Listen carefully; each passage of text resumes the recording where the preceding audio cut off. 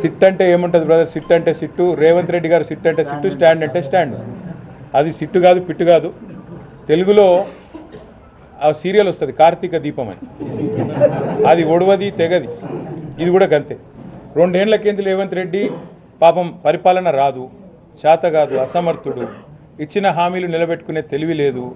420 హామీలు ఇచ్చి అడ్డగోలు అబద్ధాలు చెప్పి అధికారంలోకి వచ్చారు.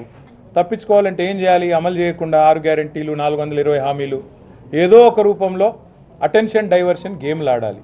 అందులో భాగంగా కొన్ని రోజులు కాళేశ్వరం కుంభకోణం అని కొన్ని రోజులు డ్రామా, తర్వాత ఫోన్ ట్యాపింగ్ అని కొన్ని రోజులు డ్రామా, అట్లాగే కొన్ని రోజులు గొర్రెల స్కామ్ అని డ్రామా, కొన్ని రోజులు ఫార్ములా ఈ అని కొన్ని రోజులు డ్రామా. ఈ 2 ఏళ్ళు ఈ డ్రామాలు, క్రైమ్ కథా చిత్రాలు, హారర్ చిత్రాలు తప్ప రేవంత్ రెడ్డి గారి ప్రభుత్వం సాధించింది, ప్రజలకు ఇచ్చింది ఏమైనా ఉందా? దయచేసి మీరు కూడా, మీడియా సోదరులు కూడా ఆలోచించాలని నేను కోరుతా ఉన్నా. ఇవాళ మమ్మల్ని మన హరీష్ రావు గారు వారి బొగ్గు కుంభకోణాన్ని బయటపెట్టినారు. రేవంత్ రెడ్డి గారి బావమరిది ఆధ్వర్యంలో ఎట్లా సింగరేణిలో బొగ్గు కుంభకోణాలు జరుగుతున్నాయి, 1000 కోట్ల కాంట్రాక్టులు అటు రేవంత్ రెడ్డి గారు, ఇటు కేంద్ర ప్రభుత్వంలో ఉన్న పెద్దలు మంచిగా అదులుకొని బదులుకొని ఇద్దరు కాంగ్రెస్ బీజేపీ వాళ్ళు వారు చక్కగా దోపిడీ చేస్తున్నారో బయట పెడితే, పొద్దున బయట పెడితే సాయంత్రం కల్లా సిట్టు నోటీసు. నేను అందుకే అంటా ఉన్నా, ఇవాళ సిట్టు వేయాల్సింది ఎవరి మీద? పొంగులేటి శ్రీనివాసరెడ్డి రాష్ట్ర రెవెన్యూ శాఖ మంత్రి, వారి కొడుకు గూండాగాళ్ళని తీసుకొని పోయి భూములు కబ్జా చేస్తూ ఉన్నాడు, ప్రైవేటు భూములు. వారి మీద సిట్టు వేయండి. ఇవాళ రేవంత్ రెడ్డి గారి బావమరిది సృజన్ రెడ్డి డైరెక్ట్గా బొగ్గు కుంభకోణాలు చేస్తున్నాడని ఆధారాలతో చూపెడితే వారి మీద సిట్టు ఉండదు, ఏ విచారణ ఉండదు. కనీసం బీజేపీ వాళ్ళని ఆశ్చర్యం అనిపించింది కిషన్ రెడ్డి గారు మాట్లాడితే. ఆయన అంటున్నాడు, ఏది రాష్ట్ర ప్రభుత్వం కంప్లైంట్ చేస్తేనట ఈయన సిబిఐ విచారణకు ఆదేశిస్తారట.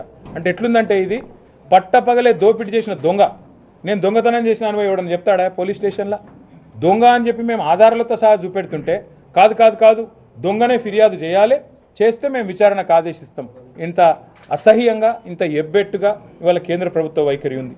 అమృత్ స్కామ్లో సృజన్ రెడ్డి గారి కంపెనీకి అర్హత లేకపోయినా కేంద్ర ప్రభుత్వ పథకం అమృత్లో వీళ్ళ బావమరిది రేవంత్ రెడ్డి గారి బావమరిది ఇవాళ కాంట్రాక్ట్లు ఏవైతే దక్కించుకున్నారో ఆధారాలతో సహా నేను పోయి ఢిల్లీకి పోయి కేంద్ర పట్టణాభివృద్ధి శాఖ మంత్రికి ఇచ్చినాను, వేయండి సిట్టు దాని మీద.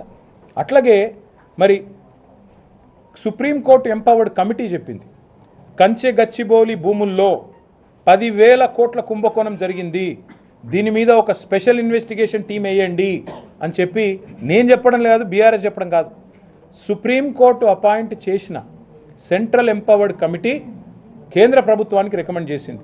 ఎందుకు కేంద్ర ప్రభుత్వం స్పందించట్లేదు? ఎందుకు రేవంత్ రెడ్డిని కాపాడుతున్నది?